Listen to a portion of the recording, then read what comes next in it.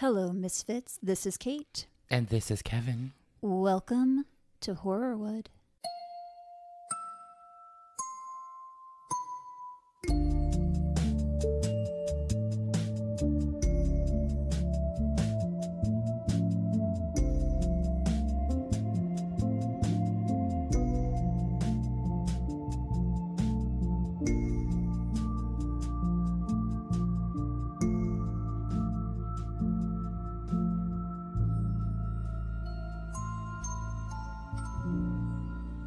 Sorry, it's so toasty in here. It's okay. I'm sweaty. Me too. And I have my shapewear on. Ooh, wee. Lots of layers going on. Layers. It is brutally hot, but I'm liking the whole summerween vibe that retailers have going right now. I did go to TJ Maxx. This is a sad story. I did go to TJ Maxx to try to find that espresso martini pillow that I mentioned. Sold out. Fuck. Sold out everywhere. But assholes online are selling it for double the price. Oh my God. It makes me so angry. I'm bummed. I was like, I'm going to go to TJ Maxx and I'm going to search through every pillow, which I did. Oh, wow. There was a lot of ghost pillows, but not that one. Okay. Yeah. Is the espresso martini pillow exclusive to Halloween? Well, it's a ghost. Oh, I'm sorry. I didn't realize that. Yeah, it's a ghost holding an espresso martini. It's coming back to me now. Yes. Okay. Yes, you need this pillow. Yes, we're going to find it. Well, I found it from people selling it for double the price. No, not them. Yeah, I'm not going to buy that. So I was a little bummed, but that's okay. You know what I have to cheer me up? We have a new Patronian. Oh, a new Patronian. You look like I'm lost today, Kate. Rated in. Just nodding along and, having a grand old time. You are. Shout out to Erin, our newest Misfit Murderino, who signed up for a year, so she's stuck with us. Oh my God, we're getting these yearly signups. I love you guys. I love all of you. I mean, we love the monthly signups Oh, too. we love everybody on Patreon. Nay, we love everybody even listening to our podcast. Truth. If you even clicked on our show once, thank you. I love you. That's how we start each episode. I love you. I love you. Please stay. Yeah, I love all the Misfit Murderinos and the accomplices, whether they sign up for a year or by month, because it doesn't really make any difference to us, but it's just fun to know you're committing for a year and we get to hang out with you. Welcome to the club. And Erin left us a very lovely welcome survey, just saying that, she likes to listen to her besties because we are your best friends, Erin. We are your best friends. We're hanging out with you right now in your ears. Yeah. And in West Virginia. Yes, she's from West Virginia. West by God, Virginia. I love it. I love that she said that in the comment. I did have to ask Kevin what if West by God was like a West Virginia, if it's known for that, 'cause I've never heard of that. 100%. So thank you so much, Erin. We really appreciate it. I also just want to, just because it's in the news and it's on my mind, I guess. Sure. Malcolm Jamal Warner. Fuck. What happened? Accidental drowning. I haven't seen that. Oh, wow. Accidental drowning while he was on vacation with his family. No. Yes. I loved Malcolm Jamal Warner. He was my celebrity birthday twin. Oh. And so it's just one of those things where, when you're growing up and you look at those charts, who shares my birthday? He was mine. I loved him. And yeah, every tribute coming out about him is just he was the nicest person. He always had your back. I'm talking about him like I knew him. I obviously did not, but no, but I mean, it feels like it sometimes. And he was young. He was only 54 or so. That just, I hate that. And then Ozzy Osbourne. I saw Ozzy. Holy cow. So, I just wanted to mention those just because it's very topical right now. But let's get into this story. Okay. Which is kind of a downer, which is... They usually are. Mostly what we do around here.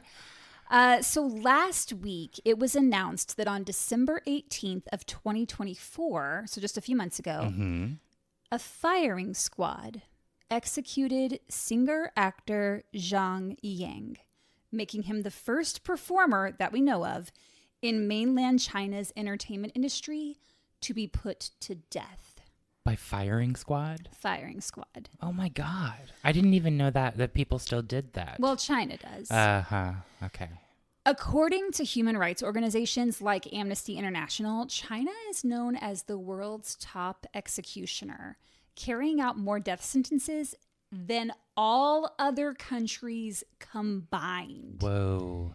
That is crazy. That's insane. And part of it, I think, of why those numbers are so high is because they currently have 46 crimes punishable by death in China.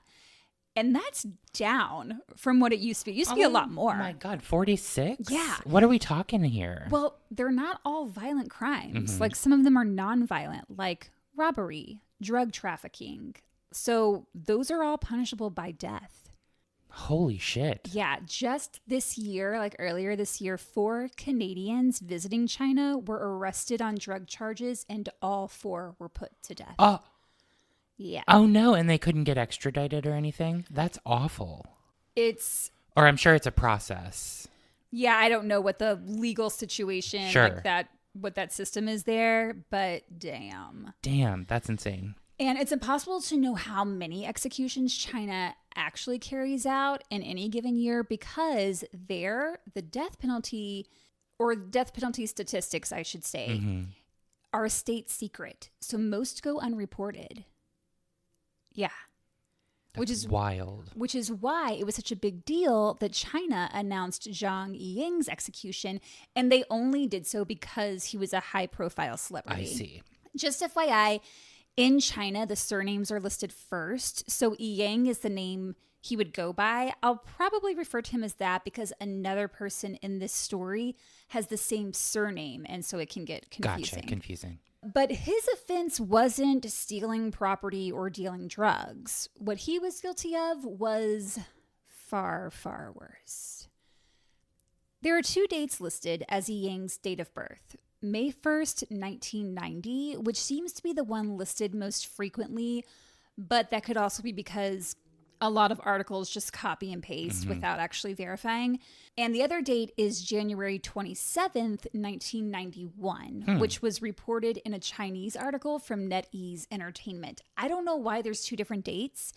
It's interesting. That is but interesting. Yeah. 90 or 91. Okay.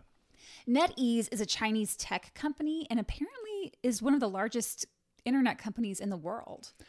Had never heard of it. Yeah, I hadn't either. And the article is in Chinese, so I'm relying on the Google translation for the contents here. Yiyang was born in the province of Shaanxi in northwestern China in the town of Xinping, which I read is a big tourist destination. It's got a lot of historical sites. It's supposed to be gorgeous there, like a lot of just like nature everywhere. It's supposed to be really beautiful. So it's considered a hidden gem. Have you ever wanted to travel to China? Or have you ever thought about it? I've never thought about it. I once dated a guy who went to China for a couple of months. And because his sister like had a job over there and her whole family was there, so he was going to go visit her. Yeah. He loved it. Yeah. He stayed longer, I think, than he was planning to, but maybe he just wanted to avoid me. I don't know. We broke up very soon after.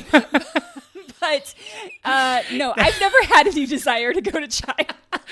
Kate's ex-boyfriend was like, I'm going to China. Bye. Well, I had another one that did that with Costa Rica.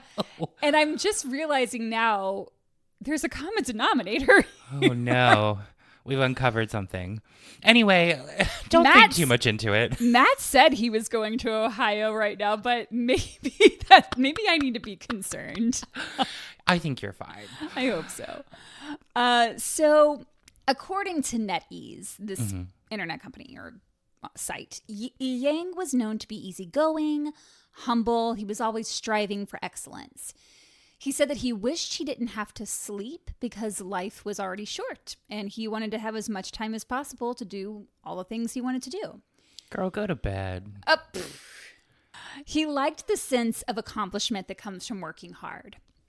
Some described him as being low-key, not one to argue. He liked to keep things fun. Yiyang pursued a career in the arts, sometimes going by his nickname Guizai, which translates to ghost boy or demon boy. It depends on the context. Like, it can sometimes mean little rascal. It can be viewed as affectionate or derogatory, depending on how it's used. Okay, fair enough. To be fair, if you're an up-and-coming pop star, the nickname Ghost Boy or Demon Boy is pretty badass. I think it is. I'd be down for it. What would your nickname be if you were an up-and-coming pop star? An up-and-coming pop star? Or what's your weekly drag name this week? Same thing. Dumb bitch. I don't know. Ladies and gentlemen, welcome to the stage. This dumb bitch. This dumb bitch. I just come out with my top off screaming. But I don't know. All of your fans can be like, hi, bitch. Hi, bitch. See, maybe it'll work. It does for me, I'll say. We need to pump ourselves up. I think it would be, luscious Liz or something. Liz. Didn't see you going with that I name. I didn't either. It's the first thing that came to mind. Would it be like a Queen Elizabeth a Queen spinoff. Tribute? Okay. 100%. I see. In the future. Like 100 years in the future. Oh, so like Zombie Liz. Yes. Luscious Zombie Liz. I like that. Thank you. Back to the scale. Sorry. In 2012, when he was about 21 years old, he competed in a reality... Sorry. My lip got stuck. Luscious Liz, everybody. Alrighty. In 2012, when he was about 21 years old, he competed in a reality TV show and came in third.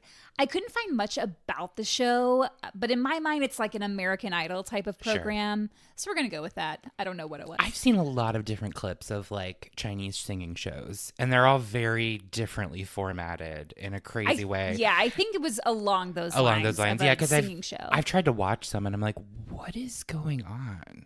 Because like someone will be singing, and then Jessie J or someone famous will come out and start belting out like Whitney Houston songs. I don't know. I have a lot of questions. I do too. Also, I love Jessie J. I love Jessie J. 3 years later, in 2015, he released his first original song titled Crying Man, which is apparently a very sad, emotional song about love. It's about a guy in love with a woman who doesn't feel the same and has left him. And he spends his days desperately looking for her, feeling helpless, and claiming that the law of love is that whoever is the most serious about the relationship is the one who loses.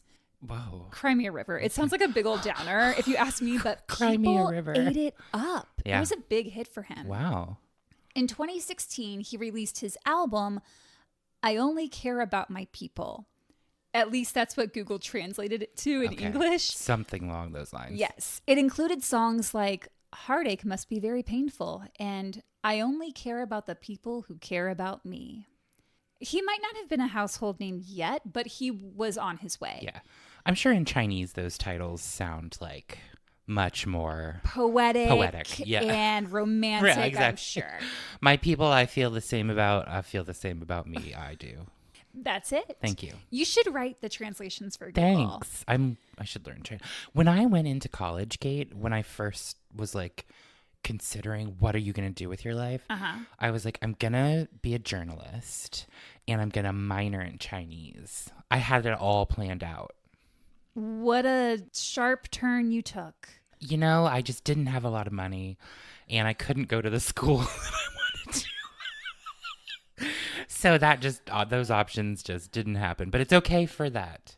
Let's continue with the story. Okay. I feel like there's some dashed dreams over here. No.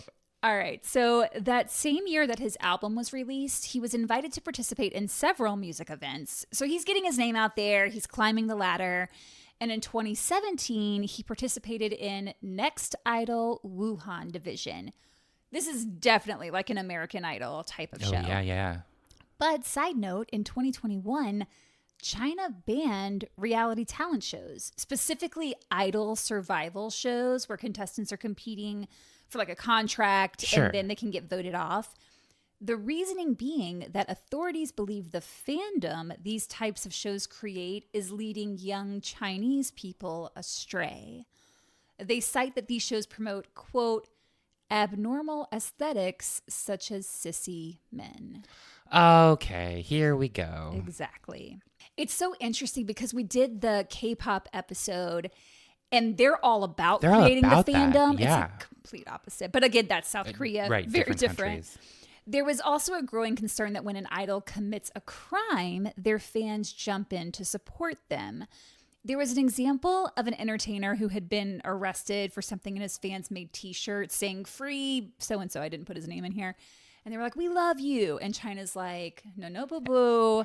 Absolutely not. You shouldn't be worshiping these celebrities. Your love should be dedicated to your country. Oh, God. But then there's that sticky widget of the entertainment industry brings in billions of dollars a year and creates jobs. So the country has a real love-hate relationship when it comes to celebrity. It's feeling like a lot of these countries have that sort of love-hate relationship. I think in different formats, different, I think it definitely depends on where you are. Right.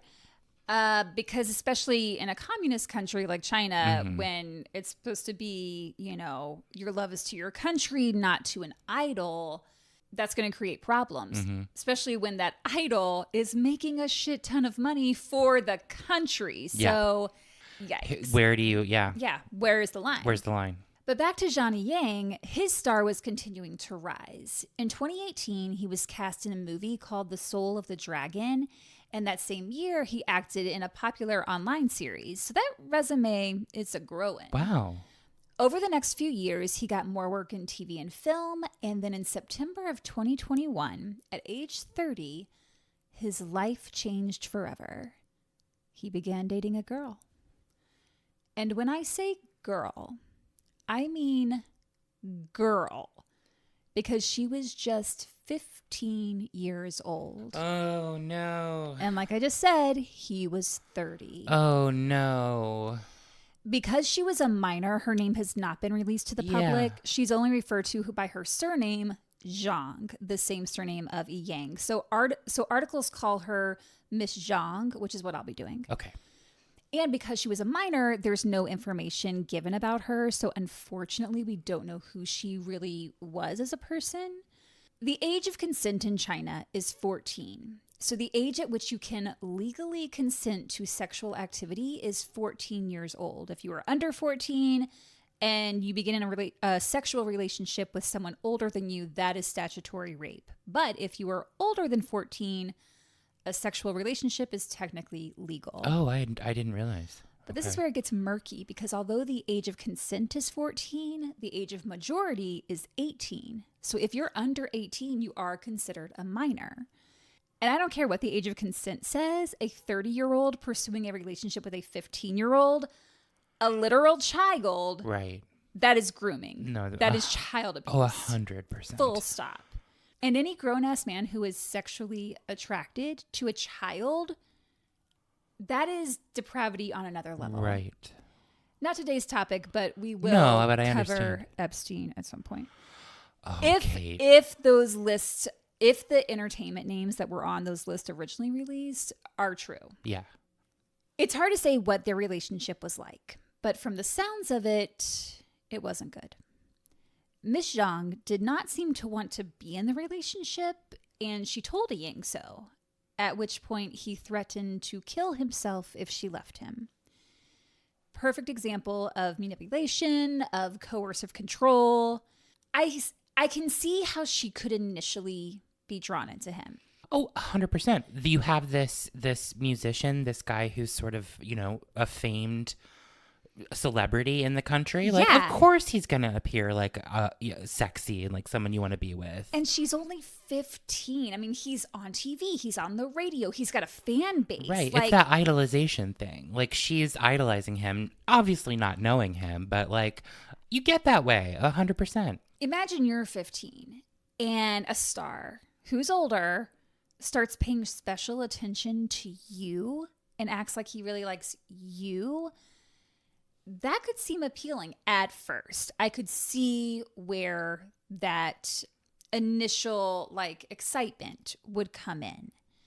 But then imagine that when you got uncomfortable with where things were going and you tell him, hey, I don't think we should be seeing each other. This relationship doesn't seem like a good idea. He says to you, if you leave, I'll kill myself. It's such a trap, especially when you're that young, because Of course, if he does anything to hurt himself, you're going to feel like it's your fault. And then that's going to weigh on you. And especially when you're 15, like your brain's not fully developed yet.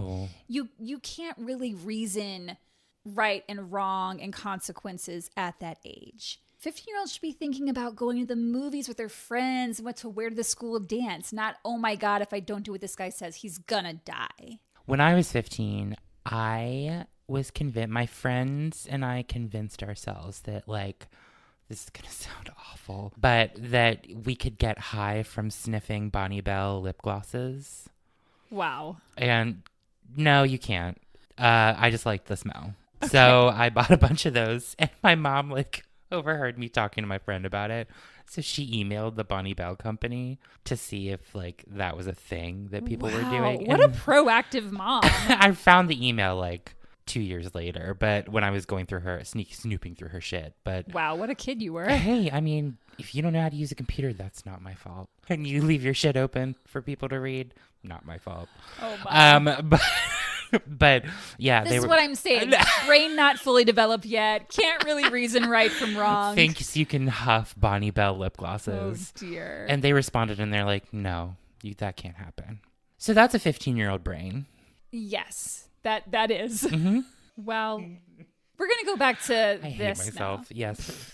So yeah, Miss Zhang, she's kind of backed into a corner in a way here. And so she remained in the relationship. I looked at Yiyang's Weibo account, Weibo's like Chinese Twitter, to see what he was posting around the time the relationship began, which again was September of 2021. Mm-hmm. In October of that year, he posted a selfie with the caption, "Dear child." It's unclear what he means by that, but it grossed me out nonetheless. Yeah. Not to mention in the photo, he's wearing like a white sport coat and it's all wrinkled. And I'm like, you are a grown ass man. Iron your clothes. It drove me nuts. Oh no. On November 24th, he posted what looks like a stock photo of waves crashing against rocks and someone standing on top of the rocks, but it's blurry. And it looks like he just Googled waves crashing and screenshot it.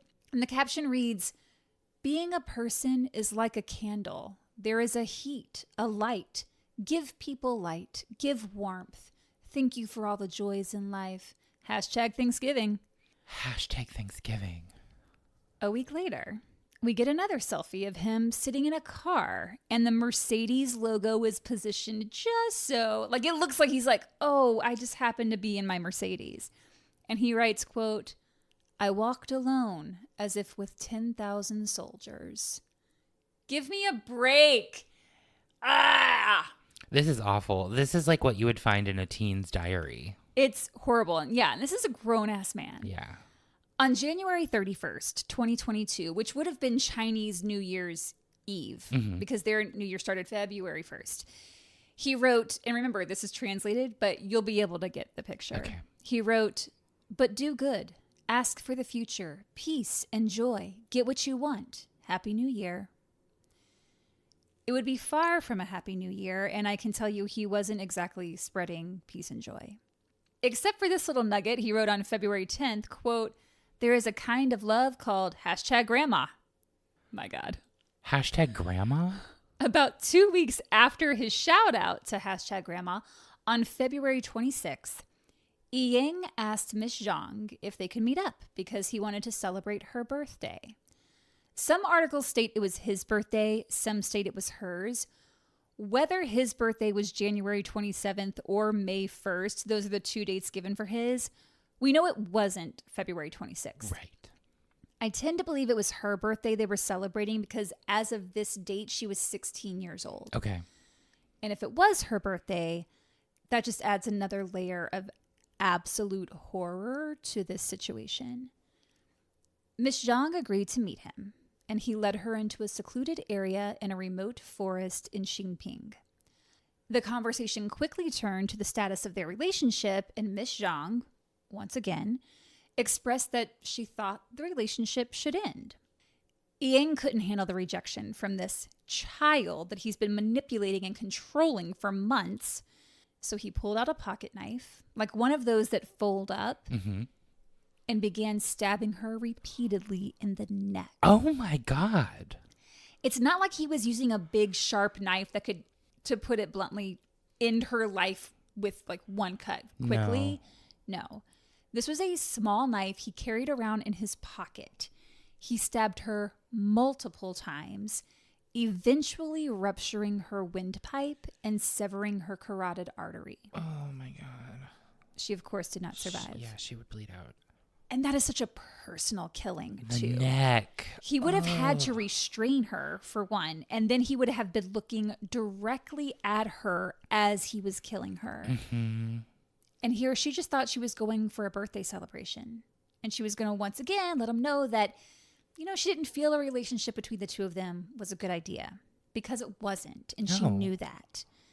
And meanwhile, during the months of emotional abuse he put her through, he's posting shit online like, give people light, give warmth, do good, peace and joy. Hashtag grandma, hashtag Thanksgiving. This piece of used toilet paper. Yeah. But he wasn't done.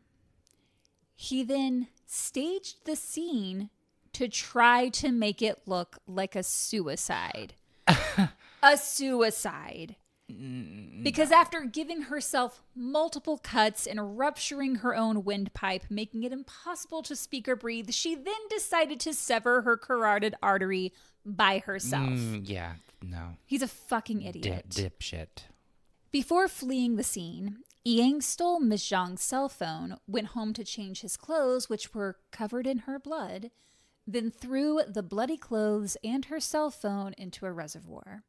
That's wild to me, that he does this gruesome thing and then just changed his clothes, threw her phone and clothes into a reservoir, went back home. At some point on the day he committed the murder, he posted on Weibo. It's unclear if he posted this before or after he murdered Miss Zhang.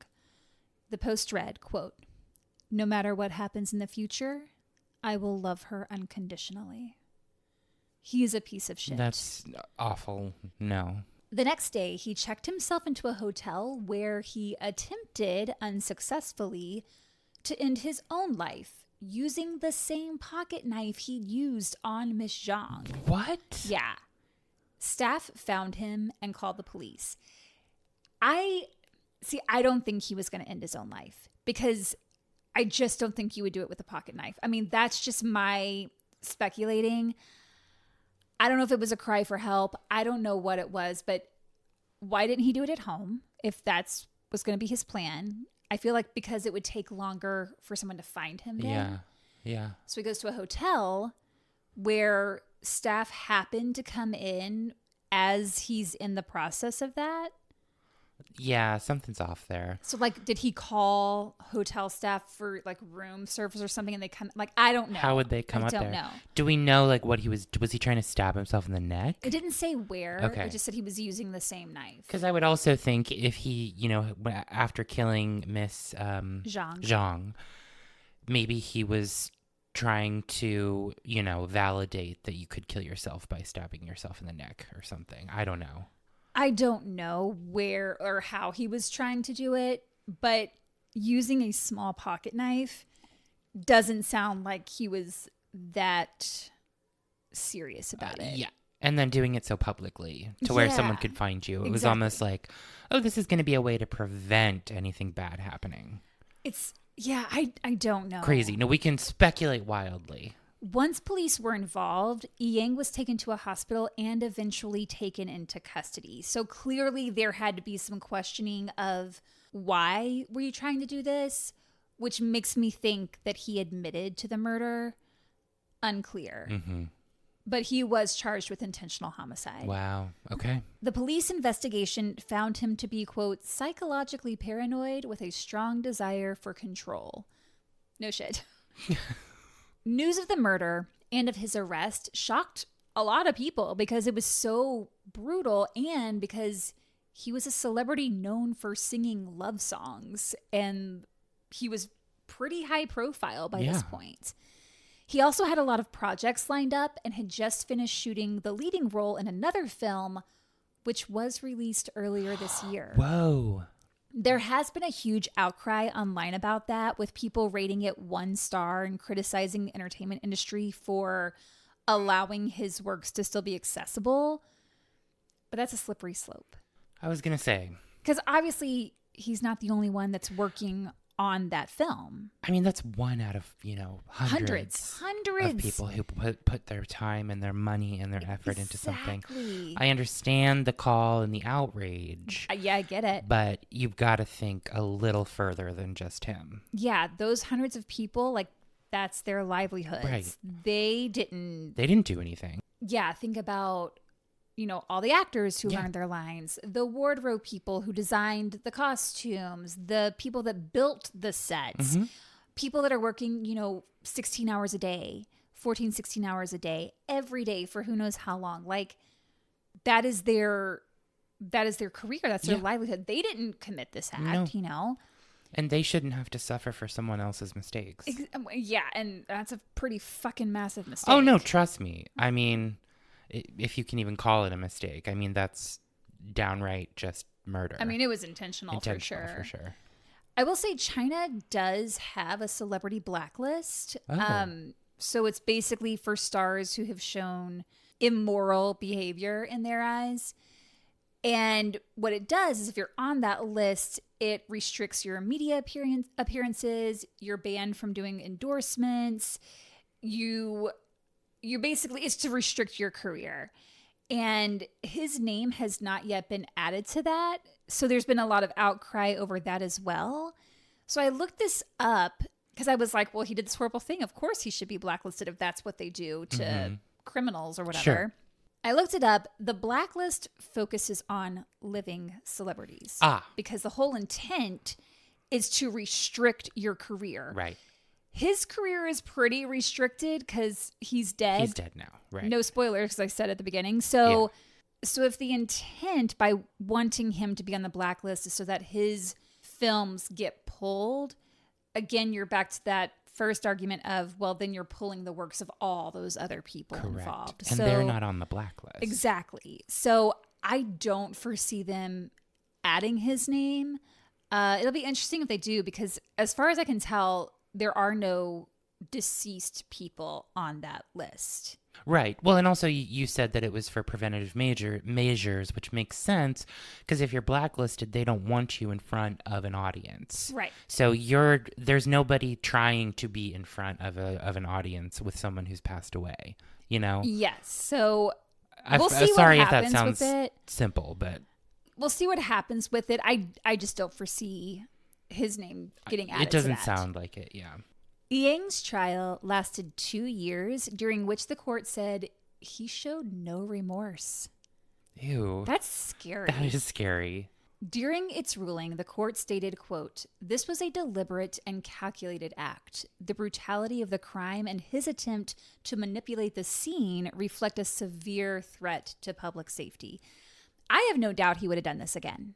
Oh, yeah. Like, if he'd gotten away with it, the next relationship he's in, I mean, I don't think he's exactly getting mental health care. It doesn't sound like it. And had he had any other, or I mean, that you could find, I know it's hard in these instances to find stuff, but like, were there any other young women he had approached or? I tried to find that. I couldn't find anything. Yeah, I figured they'd probably like scrub all that. Or... So who knows what his pattern of behavior was, if there even was one. Right. Or if this was just like his first relationship. It could be. Could be. We don't know. Whoa. He was sentenced to death. There was an appeal, but the sentence was upheld. And on December 18th of 2024, just one day after the United Nations General Assembly adopted a resolution calling for a worldwide moratorium on the use of the death penalty, Yiyang was executed by firing squad, which is honestly the quickest way to go. It makes me a little mad, given how brutal his attack was on Miss Zhang, that he got to go out so quick with little suffering. That's crazy. If I was on death row, that's how I want to go. Firing squad. What do we, in the U.S., we do, depending on the state, obviously, but there's electric chair and lethal injection. Did they used to do gas or? I think so. Okay. Yeah, none of it sounds great. No, but like when it's a firing squad, because I looked this up. Oh. that's typically done by like trained military or trained people. They know where to shoot to hit vital organs, as morbid as that sounds. So it's quick. Lethal injection, according to the sources I read, that's typically done by prison employees who are not necessarily trained, and there's a lot that can go wrong, and it is less humane if you're comparing it to a firing squad. Right. It's way less humane. And takes longer, and you tend to suffer more. Ugh. So honestly, he got out. I mean, firing squad sounds like so archaic. See, that's where my head was at. I was like, that just sounds like so old and like awful, but now that you're explaining it, it does sound it's quick better. I mean, like I said, if I was on death row, I'd want to go firing squad. And Kate's always said that since I was 5. She was a child. I was like, if I'm on death row, yeah, mommy. You looked up from playing. Did you play with dolls? Kind of, but I don't know why this came into my head. I really liked Hungry Hippos. I know why it came into my head, because Frankie, sometimes we have to put her kibble in like a paper towel tube or something and make it a game for her to eat it. Yes. So we did that the other day with I had ordered some sunscreen. It came in a box, and so we put it in the sunscreen box.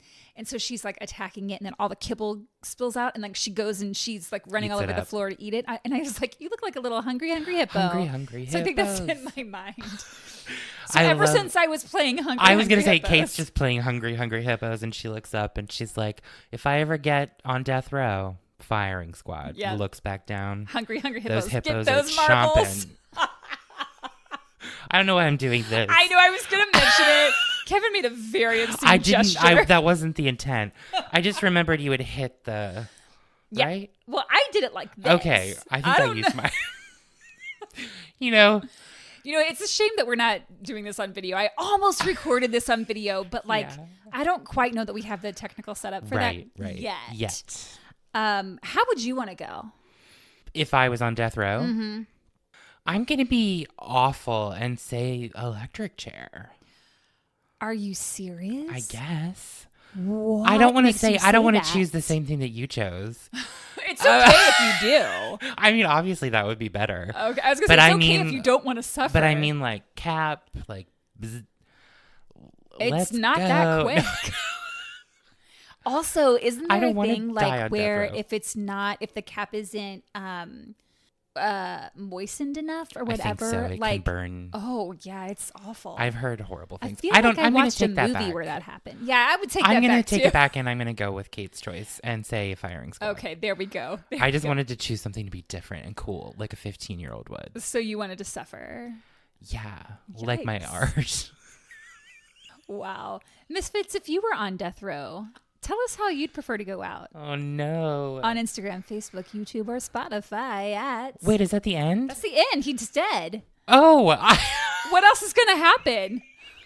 Don't know what I thought. Sorry, you caught me off guard. You were about to drink your water right before your part came up, so I'll say it again. I'm so sorry. You can comment on Instagram, Facebook, YouTube, or Spotify at Horrorwood Podcast. There it is. Or you can send us an email at horrorwoodpodcast@gmail.com. And if you want to be like West Virginian Aaron out there, you can pop on over to Patreon at patreon.com/horrorwoodpodcast. Yeah, that's all we have. This wasn't a super long episode. No, I know. And I knew that, but I was just I got into it. And I know the story went quick. Yeah, it went really fast. But so did he. Yeah, and for good reason. Yeah. Blech. Yikes. Toilet paper. Used. Dirty. That's what he is. Yeah. I like that. I like that you called him that. I think that we should use that moving forward for people we don't like. I reserve it for the really nasty ones. I reserve it for anybody. I leave your house and accidentally bump into someone, and I'm like, you piece of used toilet paper. Fuck away from me, you used piece of toilet paper, and then I laugh and run off down